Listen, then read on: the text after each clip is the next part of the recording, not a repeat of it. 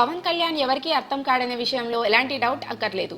ఇటు పర్సనల్ గానే కాదు, అటు షూటింగ్ పరంగా కూడా బాగా సెలెక్టివ్ గా ఉంటాడు పవన్. ప్రస్తుతం కాటమరాయుడును పూర్తి చేసే పనిలో ఉన్న పవర్ స్టార్ సడన్ గా ఇటలీ టూర్ ప్లాన్ చేశాడు. కొన్ని పాటల చిత్రీకరణకు రేపు ఉదయం బయలుదేరి పవన్ వెళ్లనుండగా మరొక రోజులో శృతి హాసన్ కూడా యూనిట్ తో జత కానుంది. మొదట స్విట్జర్లాండ్ లో ఈ పాటలు తీద్దామని పవన్ భావించాడు. కానీ గబ్బర్ సింగ్, అత్తారింటికి దారేది, సర్దార్ చిత్రాలకు అక్కడే షూటింగ్ చేశారు.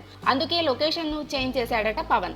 నిజానికి ఫారిన్ లొకేషన్ లో తీద్దామని భావించిన ఓ ఫోక్ సాంగ్ ను ఇక్కడే సెట్టింగ్స్ వేసి తీసేందుకు కారణమయ్యాడు పవన్.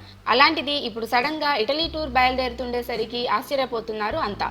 అది కూడా 10 రోజుల షూటింగ్ ప్లాన్ చేయడం ఇంకా ఆశ్చర్యం కలిగించే విషయం. అయితే భార్యా పిల్లలతో కలిసి పవన్ ఈ టూర్ ప్లాన్ చేశాడనే టాక్ ఉంది.